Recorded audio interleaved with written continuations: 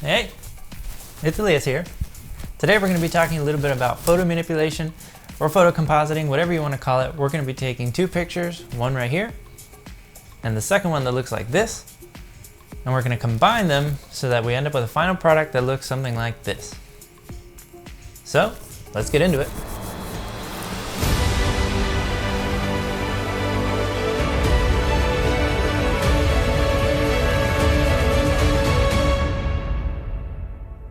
Okay, so the story behind these photos is that it really only snows about once a year around where I live.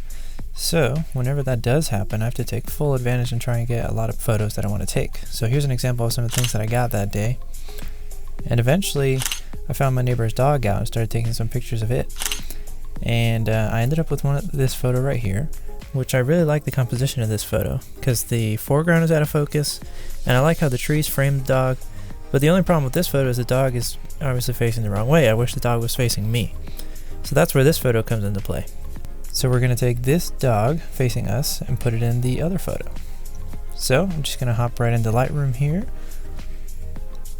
From here, all I'm going to do is make some quick color edits. I'm only adjusting exposure and color. We're going to keep the edits fairly simple for now. We'll adjust this later. Once I've done that, I'm going to go down to the bottom where my thumbnail is. I'm going to right click, click Develop Settings, and go to Copy Settings. From here, I'm going to click all the things that I just edited. And once I've clicked the adjustments that I want to copy, I'm going to click at the bottom, Copy. Next, I'm going to go over to the picture that I haven't edited yet. I'm going to right click, click Develop Settings, and Paste Settings. Now you can see Lightroom has changed all of our edits from our previous photo and put them on this photo. So now we have all of the same edits on both the photos. Now what I'm going to do is go up to Photo, Edit, and click Edit in Photoshop 2020.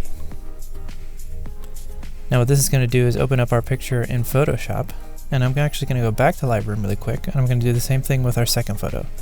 Again, Photo, Edit, and Edit in Photoshop. Now you can see we have both our photos in Photoshop, ready to go.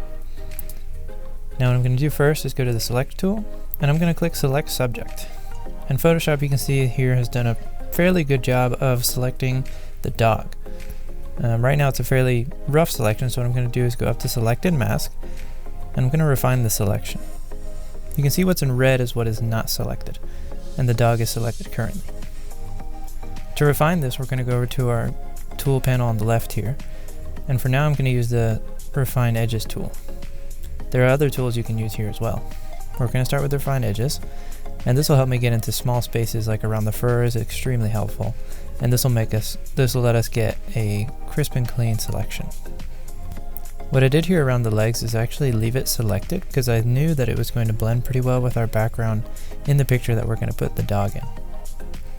Once you're happy with your selection, you're going to go down to Output 2, and you're going to go down to Create a New Layer with Layer Mask.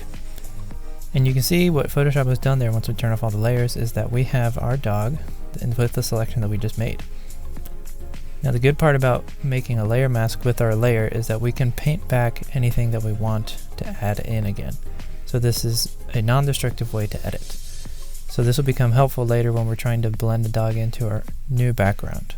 To edit the layer mask, all you have to do is use your brush tool and use either black or white to paint or remove. Now what I'm going to do is use the Move tool, and I'm going to drag our selected dog up to the other tab with our other picture, and I'm going to drop him into place. Once I've done that, I'm just going to resize and adjust the angle of our dog. The previous photo was a little tilted, so I'm just going to tilt the dog a little bit. And now I'm just going to resize it so it looks natural in the scene. And I'm going to use the other dog as a reference point as to how big the dog should be.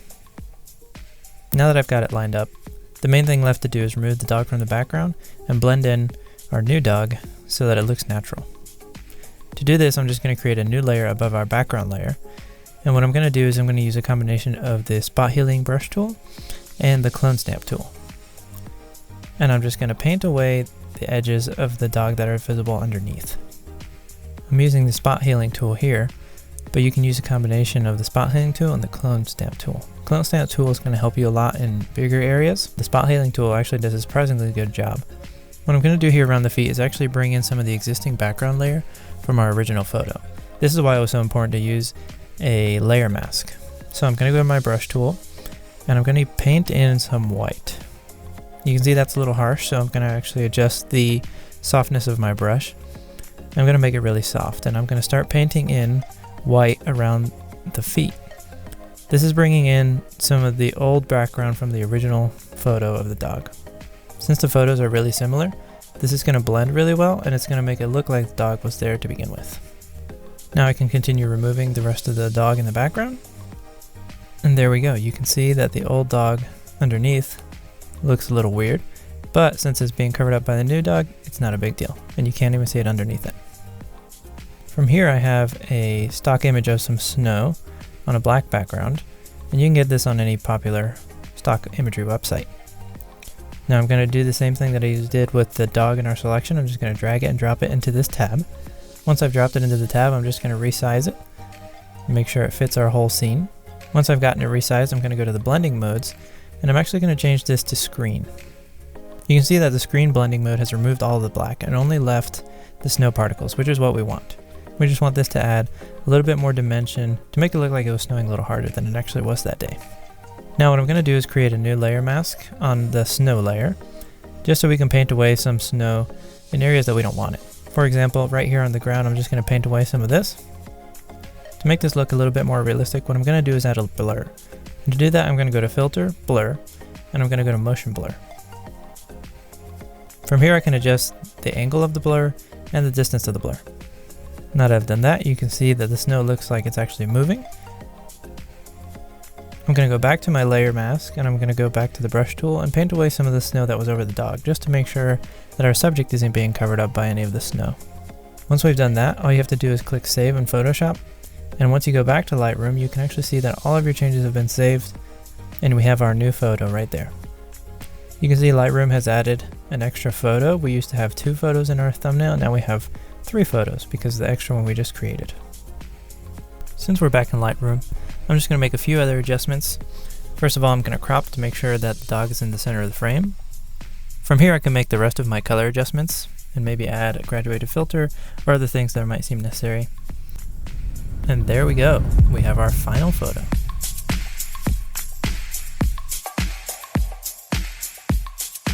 I hope that was interesting for you, and hopefully you can use some of these techniques while you're editing your next batch of photos, or maybe it's just something you keep in mind on your next photo shoot. Thanks for watching.